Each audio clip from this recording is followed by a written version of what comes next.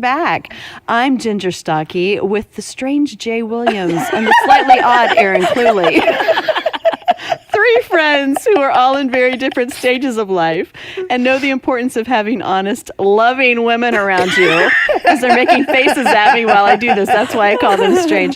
When we need a little extra help, we call it Miss Joyce and we ask her, sometimes you just need to talk about life with your girlfriends. So consider yourself one of us, if you dare, and let's talk it out. I wasn't giving you a scare face. I was winking at you. We're talking about marriage, so I was showing my wink.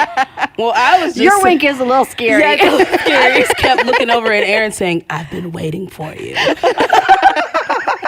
Then I winked at her with my whole face. When she winks, her mouth is open.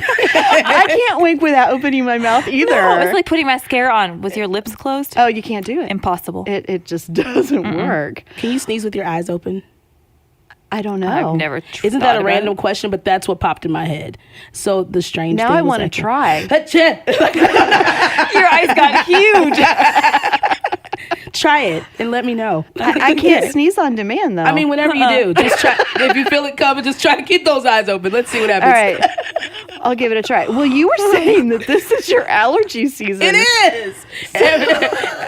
So it could happen in the show, and I'll see if I can keep my eyes We'll open. let y'all know what happens. Yeah. Stay tuned. It's so exciting. Post-nasal drip, allergies. Yep, that's what time it is. Everything's dropping. Everything's dripping and dropping. Tell me about it. I don't know what that feels like. Aw. Another topic on our marriage discussion today. We are talking about marriage today, and there are so many jokes jumping around in my head that filter. I'm just passing over. We've been talking about relationships. Yes. And so now we are wrapping it all up by talking about marriage relationships. Go to joycemeyer.org/talk it out and download that free book on relationships, because Joyce talks a lot about her and Dave, and there are some great stories, and They're funny. There's a lot to learn from Joyce So and Dave's much to learn. 50 plus years of marriage. So we're going to call her a little bit later today and find out a little bit more from Joyce and how to keep those marriages going. So let's begin a little bit about our own marriages. So Aaron, you and Mike have been married how long? 9 years. 9 years. 9 years. And how did you meet? Oh, I know we were going to talk about that. That's Well, we don't so have cute. to if you don't want to. No, I love it. It's Okay, good. good. She changed. Let me tell you I all love about it. it. That's cute. We met, I was living in Tulsa, Oklahoma, and Mike was living here in Missouri working at Joyce Meyer Ministries, and I worked for an ad agency that worked with the ministry. So we dated long distance. We actually met via an email because my bosses came to the ministry for a meeting and met Mike and asked him if he was single, and he said... Yeah. Why?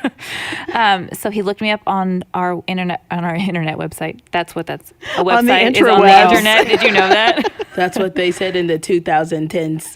Yeah, exactly. And he thought I was cute enough, so he sent me an email.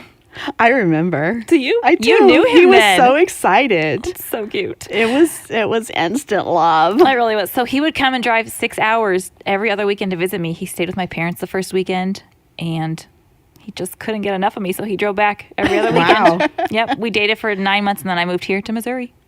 Then we got married. And it's history. The rest is history. Yeah. And Jay, you and Isaiah. Me and Isaiah, we've known each other since I was about 11. He was 12. Wow. Yeah, he and his mom started going to our church, and Isaiah is a very tall guy, and even at that time, he was still pretty tall for his age, and he was getting bullied and chased, more chased home by like gangs and things like that at the time. And so his mom, she ended up bringing him and her, they started coming to the church. Wow. And he was this rebel, and he sat in the back of the church with a hat on, and everybody's like, pull your pants up. And he was like, no, you know. He was just like a rebel, and I liked it, you know. I was like, You said that. bad I boy. liked it. Who is that sinner boy? You know? As I sang worship and played the piano. Had my eye on the prize. But then as we grew up, like we just became really good friends and really like almost enemies because he would always like say mean jokes to me. He'd always, man. Wow, he knew the way to your heart. Oh man, and it was funny though. It was really funny. Like he's just hilarious. But then I remember one time he would straight the church and left for a little bit, and then came back and I was leading worship again, and he came up to the keyboard and was like, "We're gonna get married. I'm gonna get my life together. We're gonna get married." And I was like, "Get out of here! I ain't thinking about you." And I was in college at the time. But then a few years later, I mean, there's a whole story to tell about that because he's straight. He was not. So I still got some forgiveness with that one because the process between him telling me he was gonna marry me and us actually getting married, he was not very good. He got on my nerves a little bit, and we could talk about that. But now we've been married. We got married when I was 20. And so we've been married 17, almost 18 years now. Yeah. That's amazing. Yep. Ginger? Well, my husband, Tim, and I have been, oh my goodness, he is the one that is much more. I love this about you. He knows everything. He knows how long we've been married. He knows when our first date was. He sends me flowers, the anniversary of our first date, and Still so sweet. And I'm here thinking, how long have we been married? Oh my goodness. So I want to say 33 or 34 years. Oh my gosh. Anyway, so we met on a blind date in college, and it was one of those things where, I was like, oh, he's nice, but I wasn't sold. Mm-hmm. You I mean, I can Like, I I could do better. I'm going to play this thing out and see how it goes. You're a hot commodity. But he wore me down. I mean, Aw. he was so persistent, and he was there. And that man, he just loved me through everything. He would pick me up from other dates. Did he really? He did. Like, I called him one time from a bad date, and he's like, I'm on my way. And Wow. And he would say, I love you, and I would say, thank you. And I did that too. anyway, he wore me down. This is the best thing that's ever happened. Yeah. So yeah, Wow. yeah, it's been a lot of really wonderful years and some rough times, but Sure. lots of really good stuff. So we're polar opposites in most ways. He's the engineer and I'm the creative. Yeah. He's the planner, I'm the adventurer. Let's go see what happens. And he's like, well, here's my Gantt chart that will tell us what will happen. So anyway, it's so interesting the way that God puts people together. Yes. And the way that things work out or don't work out, Yeah. it's not always what you expect. So in talking about relationships, we have a lot to learn from God's word. I mean, without that handbook, I know I would have completely messed all of this up a long time ago. And Yeah. with Joyce and Dave's relationship too, definitely. I mean, Joyce was in a place where Dave had a lot of work to do when they first met, and she likes to talk about that a lot of the time. So whether you're married or not, we all come into marriage or other relationships with expectations, and those expectations can cause a lot of problems. So let's listen to this, and then we'll talk about it. I think one of the things in our lives that gives us a lot of problems is just having unrealistic expectations. When you're expecting somebody to give you something they don't know how to give you, or to maybe understand something about you that they could not possibly understand, especially if you're expecting somebody to make you happy all the time. And I do think a lot of people, when they get married with the idea that now you're going to make me happy all the time. And first of all, some of the things that you feel when you're dating somebody is totally different than the way you feel, after you've been married for a while. And so there's a lot of excitement and goosebumps and all those things. It's almost like, the chase is different than when you actually get what you want. For example, I didn't know when I married Dave that he played golf. He wasn't focusing on that at that time. He was focusing on me. I was like the most important thing in his life. However, we'd been married about a week when he told me that he was going to go out and hit shag balls, which that happens to be what guys that are serious about golf do to practice. Well, his whole family was coming over to see our new little apartment. And because of the way I was raised, I wasn't really comfortable with the whole family situation anyway. And so I couldn't believe that he was going to go out and hit shag balls and leave me there to do all this work by myself. Thus, we had our first argument over golf. And it certainly was not the last, but it was the first. And I just think it's interesting, as much as he loves all kinds of sports, and especially golf, that we got married and I didn't even know that he played golf. So just trust me when I say you are going to find out some things after you're married that you did not know before you got married. And that doesn't mean they're all bad. You'll find out a lot of good things too. But do as much as you can to get to know as much as you possibly can about the person that you're going to marry before you get married. So what are you expecting from your relationships? This works also with friendship, but we're going to talk mainly about marriage today. What are you expecting? Are you expecting this other person to keep you happy all the time? Well, you know, it was a great day for me, and I'm sure for Dave, when God spoke to my heart and instructed me that I was to stop giving Dave the responsibility of keeping me happy. He said, your joy is your own responsibility. It's not somebody else's responsibility. And I do think in relationships that we really think this other person is supposed to keep us happy all the time. They're supposed to make us feel good about ourselves all the time. But to be honest, if you don't already have a sense of confidence, if you don't already feel good about yourself, then there's no human being in your life that is ever going to be successful at making you feel good about yourself all the time. So did you have any false expectations going in? Yeah. That's such a big topic in marriage. I think, yes, the answer is yes. And even still to this day, I can see those just creep up in the day-to-day.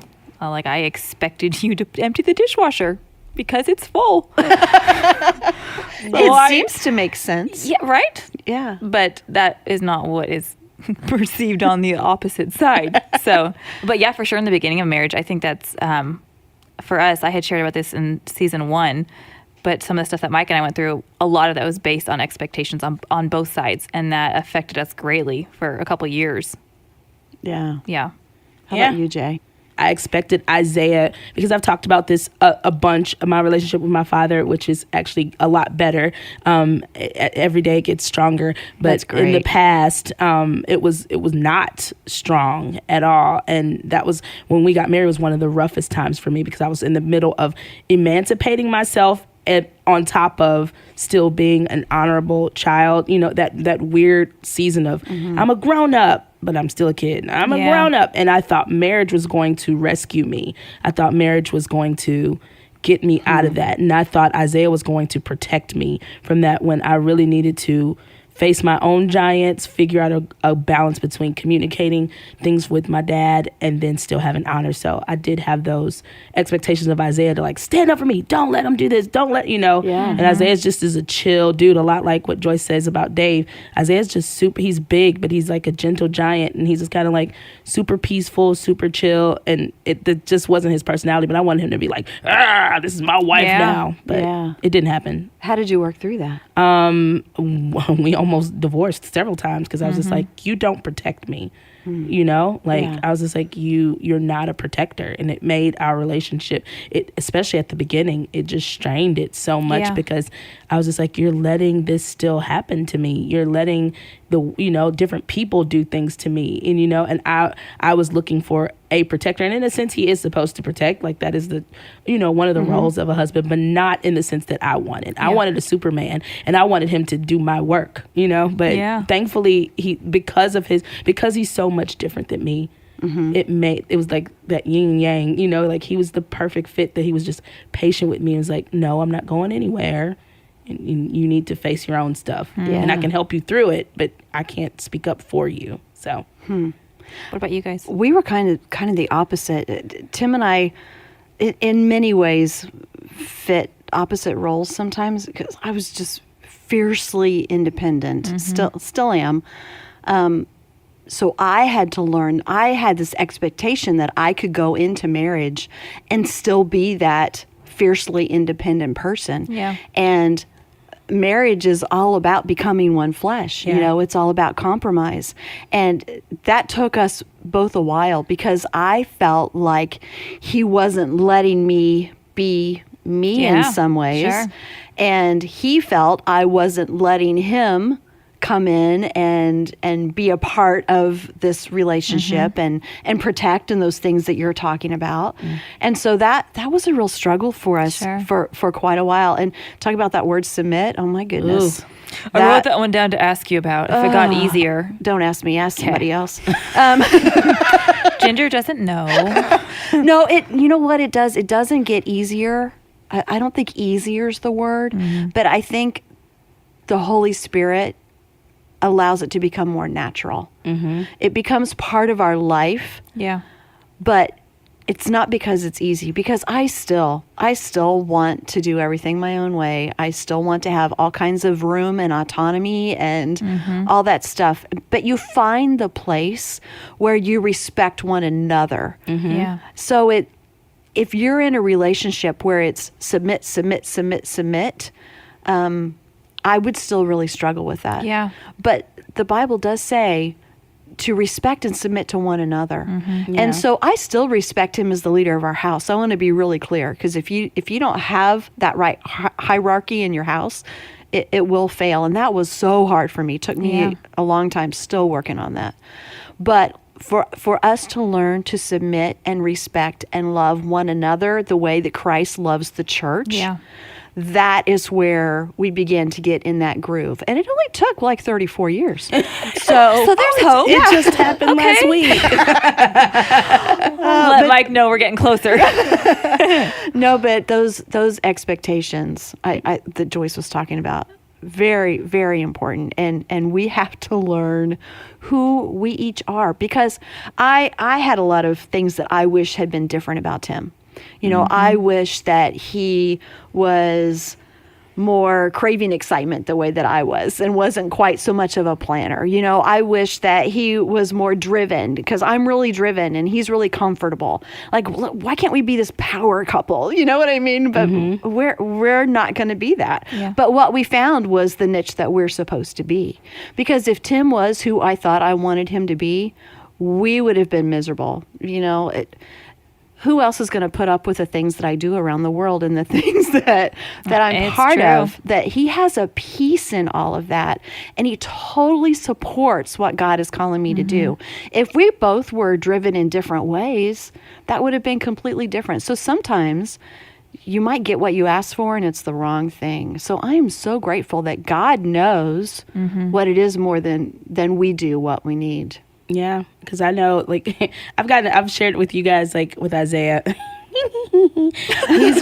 I remember earlier in our relationship, I'd prayed, like, things like that. Like, I wish he was a bit more driven or a bit more emotional, like, because he is a stone wall. Like, you know, he would just sit and look at me. But recently, man, he started doing, I told y'all he was doing counseling stuff, and, his emotions. He's got them. He's exploring those. He's exploring them. I don't want him to explore them anymore. Let's put them back. Let's put them. You get what you pray for.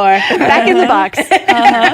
It's been a fun journey, but it's like, you ladies, really be careful what you pray for, because when it comes, Definitely. you're like, oh, okay, Yeah. enough of that. Yeah. Well, these mistakes that we all make in our relationships and in our marriages, there are just so many things to learn. So Joyce has another great mistake to share that we often make going into marriage. So let's see what she has to say. Next big mistake you can make is planning to try to change the person. Especially like if you notice some things before you get married and you're thinking, I can change that. I'll work on that. Well, let me tell you something. I tried every way that I could try to get Dave not to like sports. No reason other than selfishness. I didn't care about him. I didn't grow up getting to do any of that. My father never liked any kind of sports. We didn't have them on television. We didn't none of that was part of our life. And so it's just not anything that I really am going to put my time into. So I didn't want him to like it. But I can tell you the truth, the more you try to get somebody not to do something, the more they're going to want to do it. I mean, that whole principle is found in the Bible about the law. That's why the law caused people to sin more, not less. And God did that on purpose to show people that they needed a Savior. So the more you try to make somebody not do something, the more they're probably going to want to do it. And actually today, Dave loves all kinds of sports that he didn't even like when we got married. I mean, he's added things that he doesn't even play. Like now he watches tennis all the time. He doesn't play tennis. You know, he'll watch a bowling tournament on TV, and that, you know, that has nothing to do with anything. But you know what? Now I'm just has nothing to do with anyway what I'd like him to be interested in. But you know, Dave is not. He's not a real aggressive man. His personality is not real aggressive. He always said, "You're always ahead of God," and I said, "Yeah, and you're 10 miles behind him." And so here we have these two people that are married, and I'm just real aggressive, and he's not as aggressive. And so I tried to get him to be more aggressive, and I would say to him, you know, you need to be more of this, and you need to be more of that. And you know how awful it is, how it makes a person feel if you're constantly giving them messages that they're less than what you want them to be. You need to be this, you need to do that, especially if it's not something they even know how to do. And I'll never forget the day he said to me, he said, "You better thank God that I am the way I am, because if I wasn't, you sure wouldn't be doing what you're doing."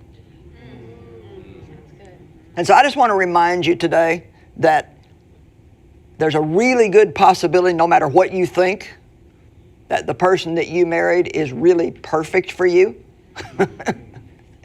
I didn't expect anybody to clap, but that's all right. You can't pressure somebody to be something that they're not. Now, you know, what we focus on is what develops more and more in our life. So if I focus on what I don't like about somebody, then pretty soon that's all I see. But if I focus on what I do like, most of the time you'll find out, no matter how bad you think your relation is, most of the time you will find out if you focus on what you do like, there's probably a lot more that you like than what you don't like. That's true. I love the fact that Dave is peaceful. I love the fact that he's easy to get along with. I love the fact that he just lets me be me. If I went to Dave and said, "What would you like to change about me? You know, if I could change something, what would you like me to change so you could be happier?" He said, "Nothing. I like you just the way you are." And so if you had asked me that question 30 years ago, I probably had a written list already. I mean, because I actually remember times when I sat down and made a list of everything that I thought Dave needed to change for me to be happy. Well, I know that there are things. I mean, Dave couldn't possibly like everything about me. I know that because I already know what my weaknesses are and some of the things that nobody would want to put up with if that was all they focused on. And I know that there are things about Dave that I probably don't care for, but to be honest, if you ask me that now, I would have to think a really long time to come up with it. You know why? Not because it's not there, but I don't focus on it. So focusing on those things that we really appreciate rather than the things we want to change. Yeah. Yeah. Yeah. That's so true, though. Should we just call Joyce now? Yeah. I think we should. It's better that we do that. Let's just get right to it. Let's give her a call.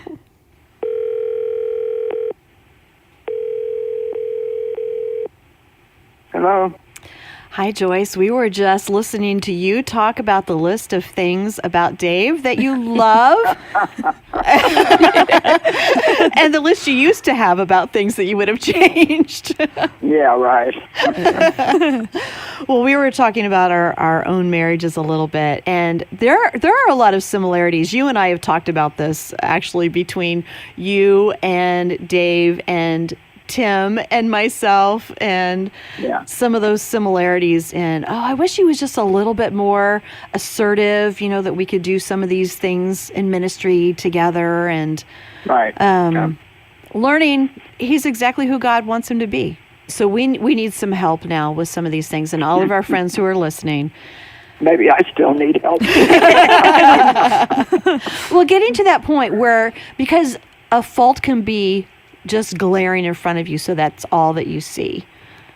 How do you look past that fault and dig into the wonderful things that God has put in your relationships? I think you need to pick your battles. That's something that I've learned that's really important, and you need to know the person you're married to well enough to know what they're going to be open to talking about and what they're not. Most of us have a few areas that we protect a little bit more, and like I know how much Dave loves his golf, and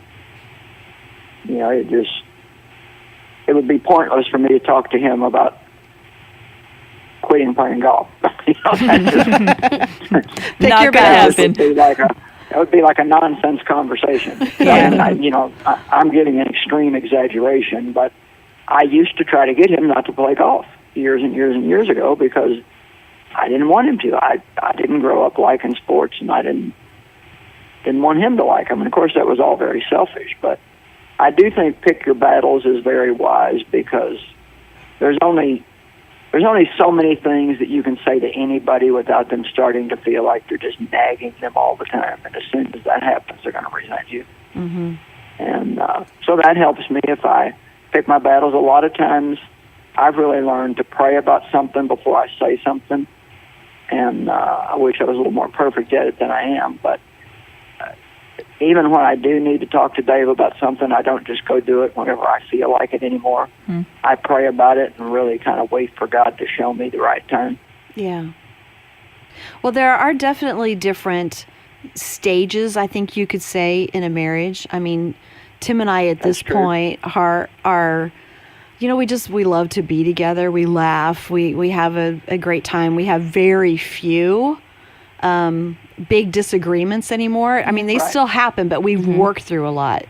So Aaron and Mike are at a stage where they have two little ones, and life is going at a roaring pace. And so, Aaron, what are some of those things that you and Mike are dealing with? It's hard. We were actually just talking about this, that we've always communicated really well, so whenever we've had a disagreement, we could just talk through it then. Well, now we have these two small children, and if they see Mike and I talking, well, they want to come talk to us too because the world revolves around them. So it's hard for us to communicate in the moment. But then I am not good at keeping in things till later, till bedtime. So I tend to lose it. But yeah, it's hard. It's hard to be able to communicate like that with these small children. And there's an added tension. You may have to pray for God to help you adjust your impatience a little bit because I do know one couple that they have a certain time every week. Yeah. They sit down and meet together about whatever they want to talk about. Sure. Or they do it a week at a time. But so during the week, you're not allowed to tell somebody what you don't like about them or what made you unhappy. And it's amazing how many things by the time the actual time comes to talk about it, it doesn't matter to you anymore. That's so organized. So how do you do that? Because just practically speaking, that's going to mess with my pride a little bit. Because if something comes up, and I just like to talk about it when it happens. So how do you do that? Do you write it down until it's time to meet, or what does that practically look like? Yeah, they write things down. Okay. They write things down that they want to talk about when they do meet, and I don't think you'd necessarily have to wait a week if it's. Both of them probably are geared in a direction where their personalities allow them to wait a week and not bother them at all. So you have to think about, you can't ignore the way you are, but you can't just either demand that everything be done according to the way you are, because now you have kids, and obviously they're not going to leave you alone. So you don't have to wait a week, but, maybe you could grow in discipline to where you could at least wait until they went to bed. That's a really good point. You're going to have to chill. I'm going to have to chill, which is probably a good thing. It's probably healthy. You have to make adjustments when you have children, as you well know. You do. Yeah. So it's been interesting, too, that's brought up something in us is just because your selfishness comes out even more when you have kids. And so we find that with each other. We get irritated because we have to be so on for the kids. It's true. You have new pressures all the time. Yeah, absolutely. Yeah, you have a new responsibility. It's a new season in life, and you really can't. It's even like I tell single people sometimes. It's like, I know you want to get married, but there are benefits to being single, too. You don't have to get permission every time you want to do something. So enjoy the season that you're in. And there was a time when you and your husband could talk about anything you wanted to anytime you wanted to. But now you have to find a new normal. Yeah. Because that's just not your normal anymore, and it's probably not going to be. And so the first way to change is to change your mind about the change. So That's good. you have to get it in your thinking first. I'm no longer going to be able to just talk about things that bother me the minute that they bother me. I have to learn to wait. It's amazing how our behavior follows our thinking. Yeah. And Jay and her husband have been, you need to say this in your own words, Jay, but I want to say like going through some deep soul searching things. And yeah, I don't know. I think it was like this realization of, I'll be 40 in a couple of years, and then Isaiah, will be 40. And so, and all those lists of things that you have when you're like in your 20s, like by the time I'm 30, I will blah, blah, blah. And then now you're like almost 40 and you haven't done any of that stuff.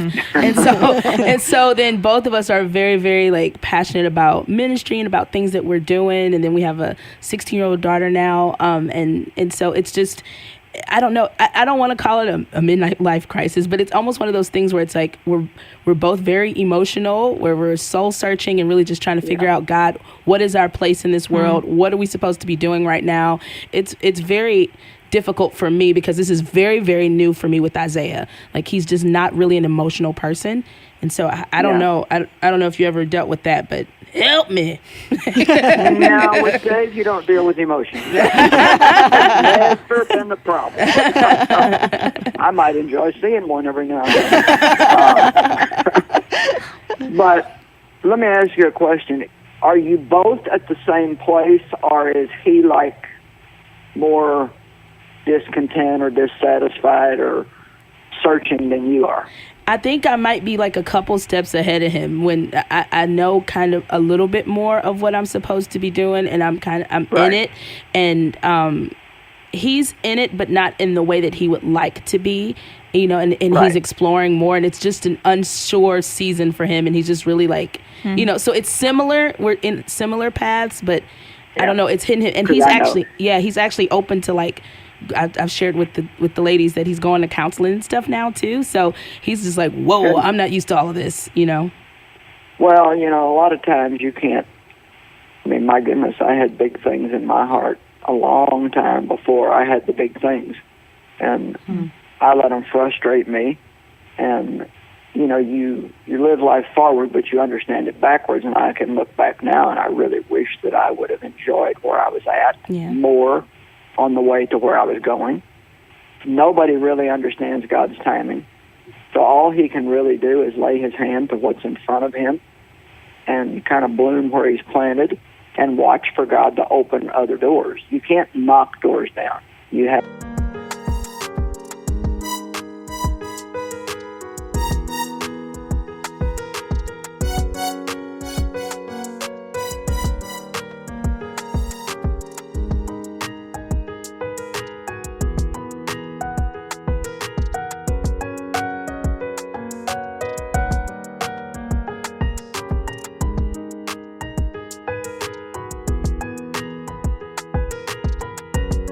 to wait for God to open those doors. And if what he feels in his heart is right for him, then he can have the assurance that God will open those doors at the right time. Now, if he feels like he really is supposed to be doing something, and he has that as a word from God, then he can start looking for something in the area of what he wants to do.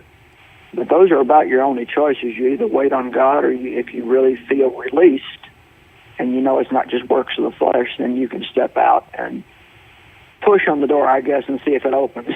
You still can't bang it down. How long has it been going through this? This has really been the past couple years now, like when things really, it started for me emotionally after I had to have a hysterectomy. Like I had, and so emotionally, my well, that's just hormones, Jay. I know. I was just like, but then I guess then he went through it too. Not the hysterectomy. I I swear men go through a change of life. They'll never admit it, but they do. I know. Maybe you should be glad he's just getting counseling. My husband went out and bought a sports car. Okay, I'll take counseling. Well, it does all come down to what you were saying about not trying to change them and dealing with ourselves, and that whole piece of who we are in Christ and our relationship with God, and then seeing the good in each other instead of all those things that are on the surface that we want to focus on instead. Thank you. There are things you need to deal with, but like I said, you got to pick your battles and pick your timing. Yeah, that's really Yeah, good. that's good. Okay, have a good day, ladies. All right, Joy. bye. So in this little booklet that we've been talking about, I mean, the quintessential guide, of course, to relationships is in the Bible. It's 1 Corinthians 13. It tells us what love is all about. Joyce calls it the main ingredient. It's what makes it work. And it's so hard because it says love is patient and kind.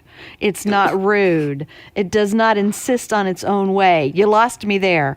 It's not touchy or resentful. It keeps no accounts of wrongs. It's always ready to believe the best. All those things. It's such a great verse to read at your wedding, and it sounds so wonderful. And then you get into your marriage, and it's harder to apply that. You just want to sing, "What is love? Baby, don't hurt me." Don't hurt me. Love stinks. No, but God gave us these things because He can help us walk in this way. And no one can always be patient and always be kind and never rude. But with the Holy Spirit working in us, this is our goal. And He doesn't say, "I'm going to leave you and expect you to do this on your own. I'm going to help you do this." Yeah. And when you do, when you check your heart, it will change your relationships. It will. That verse is special to me because when Mike and I first got married, and we were going through those few years of just really hard times and working through expectations we both had coming into marriage.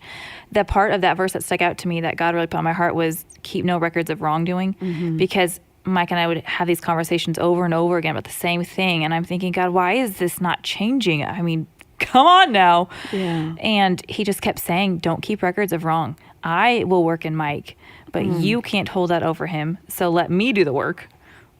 Yeah. It's just really hard. But the more that I could turn my eyes to Christ during those times, and even now, I feel like our relationship is so much stronger when I am focused on Jesus and not on Mike's flaws.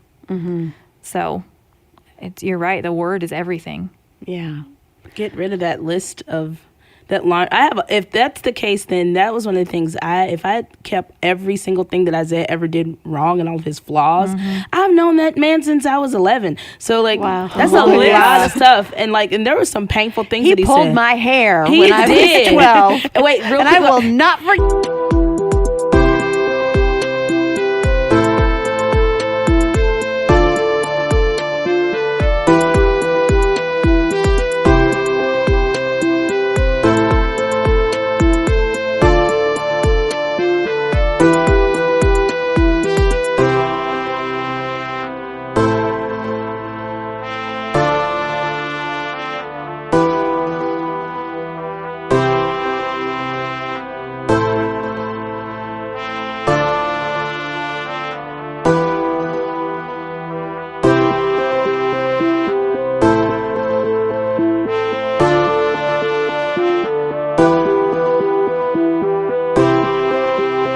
He did call me out because my parents wouldn't let me shave my legs when I was like 12. I remember at summer camp, we were camp counselors, and he was like, "Whoa, you got some hairy legs."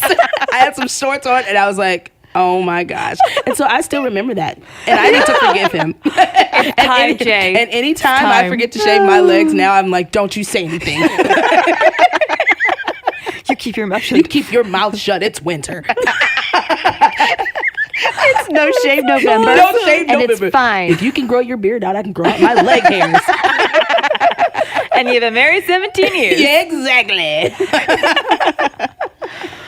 Well, we have had such fun with everyone just talking about this, and we hope that there's been something that we've all shared together that will spark a little bit of hope in your relationship, because that's the other thing that 1 Corinthians says, that love keeps hope alive. Yeah. So keep hope alive in your marriage, keep hope alive in your relationships. Take a step back, look at your marriage. Where can you lighten up a little bit?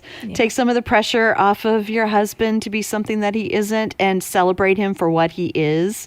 Focus on what you do like about him and tell us what those things are. So get on social media, use hashtag Talk It Out Girls.